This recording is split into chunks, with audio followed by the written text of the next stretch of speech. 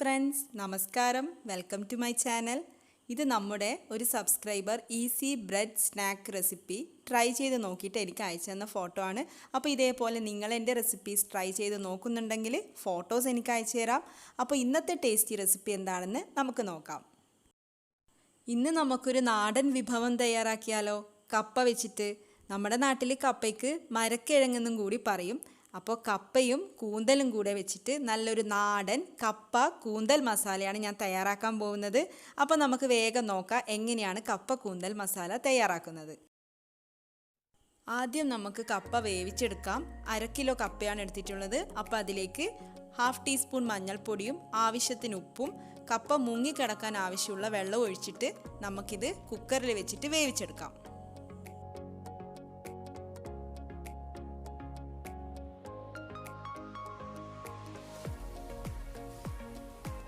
കപ്പ നന്നായിട്ട് വെന്ത് വന്നിട്ടുണ്ട്. 2 വിസിൽ വരുന്നവരെ ഞാൻ വെച്ചിട്ടുള്ളൂ. ഇനി നമുക്കിതിൻ്റെ വെള്ളമൊക്കെ ഊറ്റിയിട്ട് മാറ്റി വെക്കാം. ഇനി നമുക്ക് കൂന്തൽ മസാല തയ്യാറാക്കാം. നാടൻ വിഭവമായതുകൊണ്ട് തന്നെ വെളിച്ചെണ്ണയാണ് എടുത്തിട്ടുള്ളത്. വെളിച്ചെണ്ണ ചൂടായിട്ട് വരുമ്പോൾ അതിലേക്ക് ആവശ്യത്തിന് കറിവേപ്പിലയും 3 പച്ചമുളകും 6-7 ചുവന്നുള്ളി ചതച്ചിട്ടാണ് ചേർത്ത് കൊടുക്കുന്നത്. അപ്പോൾ ഒക്കെ കൂടി ഒരുമിച്ച് ചേർത്തിട്ട് വഴറ്റി കൊടുക്കാം.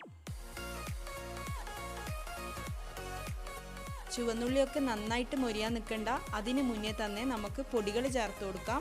1/2 ടേബിൾ സ്പൂൺ മല്ലിപ്പൊടി ചേർക്കാം, 1 ടേബിൾ സ്പൂൺ മുളക് പൊടി ചേർക്കാം, കൂടെ 1 ടീസ്പൂൺ ഗരം മസാല.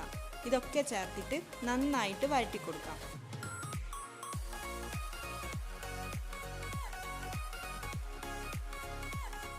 അപ്പോൾ പൊടികളുടെ റോസ്മെല്ല് മാറുമ്പോൾ അതൊക്കെ ഒന്ന് മൊരിഞ്ഞ് വരുമ്പോൾ നമുക്ക് കൂന്തൽ ചേർത്ത് കൊടുക്കാം. 1/4 കിലോ കൂന്തലാണ് ഞാനിവിടെ ചേർത്തിട്ടുള്ളത്. കൂന്തൽ നമ്മുടെ ഇഷ്ടം പോലെ കട്ട് ചെയ്യാം. പക്ഷേ റൗണ്ടിൽ കട്ട് ചെയ്യുമ്പോൾ നല്ല ഭംഗിയാണ് കാണാൻ വേണ്ടിയിട്ട്. അതുകൊണ്ടാണ് ഞാനിങ്ങനെ കട്ട് ചെയ്തിട്ടുള്ളത്. പിന്നെ കൂന്തലിലേക്ക് വെള്ളം ഒഴിച്ചു കൊടുക്കേണ്ട ആവശ്യമില്ല. കൂന്തലിൽ നിന്ന് വെള്ളം ഇങ്ങനെ ഇറങ്ങിക്കോളും. അപ്പോൾ ഇനി നമുക്ക് അടച്ചു വെച്ച് വേവിക്കാം. തുറന്നു നോക്കുമ്പോൾ തന്നെ നമുക്ക് കാണാം വെള്ളം ഇറങ്ങിയിട്ടുണ്ട്. അപ്പം വെള്ളത്തിൻ്റെ ആവശ്യമേ വരുന്നില്ല.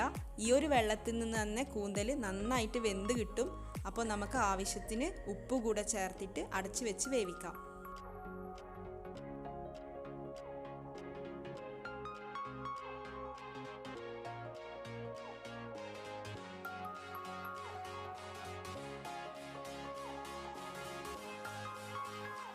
വെള്ളം വറ്റിയിട്ടുണ്ട്, കൂന്തൽ വെന്ത് വന്നിട്ടുണ്ട്. ഈ സമയം നമുക്ക് അടുത്ത ഇൻഗ്രീഡിയൻ്റ് ആയ തേങ്ങ ചേർത്ത് കൊടുക്കാം. ഞാനിവിടെ 1/2 കപ്പ് തേങ്ങയാണ് എടുത്തിട്ടുള്ളത്. എല്ലാം കൂടെ നന്നായിട്ട് മിക്സ് ചെയ്ത് കൊടുക്കാം. തേങ്ങ നമുക്ക് കടുക് വറുത്തിടുമ്പം അങ്ങനെ വേണമെങ്കിൽ ചേർത്ത് കൊടുക്കാം. പക്ഷേ എനിക്ക് ഇങ്ങനെ ചേർക്കാനാണ് ഇഷ്ടം. ഇതാവുമ്പോൾ ഈ മസാലയുടെ കൂടെയൊക്കെ തേങ്ങ പിടിക്കുമ്പോൾ നല്ല ടേസ്റ്റ് ആയിരിക്കും. ഇങ്ങനെ ഇഷ്ടമല്ല എന്നുണ്ടെങ്കിൽ കടുക് വറുത്തിടുമ്പോൾ നമുക്കത് അടുത്ത സ്റ്റെപ്പിൽ കാണാം. നമ്മൾ കപ്പയുടെ കൂടെ കടുക് വറുത്തിടുന്നുണ്ട്. അപ്പോൾ കടുക് വറുത്തിടുമ്പോൾ വേണമെങ്കിൽ അങ്ങനെ വേണമെങ്കിലും ചേർത്ത് കൊടുക്കാം. ഇനി നമുക്ക് നന്നായിട്ട് മിക്സ് ചെയ്ത് കൊടുക്കാം.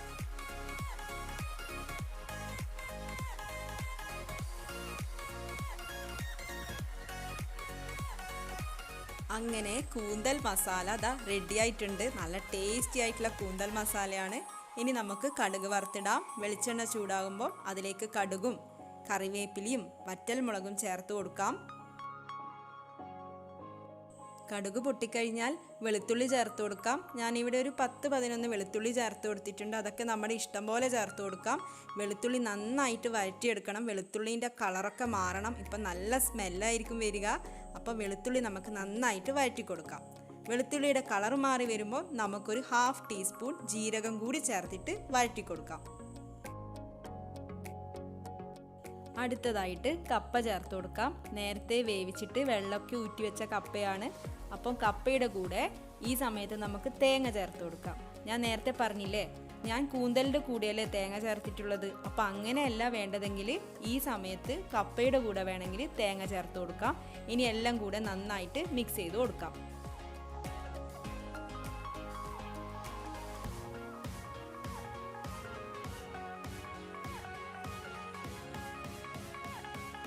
കൂന്തൽ മസാല കപ്പയിലേക്ക് ഇതേ ചേർത്ത് കൊടുക്കുകയാണ്.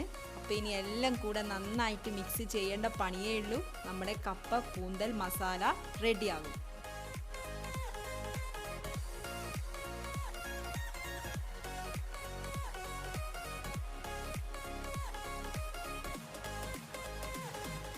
കപ്പ കൂന്തൽ മസാല റെഡി ആയിട്ടുണ്ട്. അപ്പോൾ നിങ്ങൾക്ക് ഈ വീഡിയോ ഇഷ്ടപ്പെട്ടെങ്കിൽ എന്താ ചെയ്യേണ്ടത്? വീഡിയോ ലൈക്ക് ചെയ്യണം, ഷെയർ ചെയ്യണം.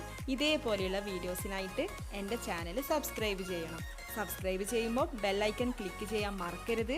ബെല്ലൈക്കൺ ക്ലിക്ക് ചെയ്താൽ മാത്രം പോരാ, നിങ്ങൾ അതിൽ ഓപ്ഷൻസിൽ ഓൾ സെലക്ട് ചെയ്യാൻ വേണ്ടിയിട്ട് ശ്രദ്ധിക്കണം. അപ്പോൾ ഇതേപോലെയുള്ള വീഡിയോസുമായിട്ട് നമുക്ക് ഇനിയും കാണാം. താങ്ക്